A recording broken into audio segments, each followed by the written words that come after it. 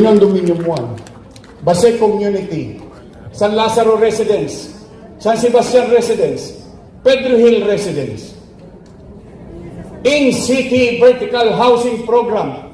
Tanong, sa edad niyan, meron na bang mayor nakapag-isip na magtayo ng condominium para sa mga walang bahay? Nay, Tal, habang kinakarap ko sa kanan yung pang-araw-araw, nakain, gamot, pangamba ng tao. Sa kaliwa, nangako ako ng 2019, ang alin? Ayusin ko Maynila. Ang ano? Ang pabahay, eskwelahan, edukasyon, kalusugan.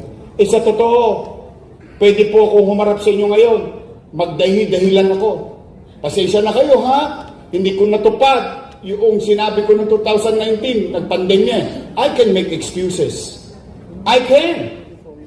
The laziest thing to do by leaders or any leaders is to make excuses or magturo ng daliri. Pero hindi. Hindi po ako nagpapigil sa pangarap ko sa inyo na hindi nyo manabutan, pati mga anak ninyo. Mapakinabangan nila habang nagpapandemya. Ginagawa. Natapos, Condominium 1, Condominium 2, Binondominium 1, Base Community, San Lazaro Residence, San Sebastian Residence, Pedro Hill Residence. In-city vertical housing program. Tanong, sa edad niyan, meron na bang mayor nakapag-isip na magtayo ng condominium para sa mga walang bahay? You should know better than me. It's just a plain and simple question. But it happened. Ito masakit.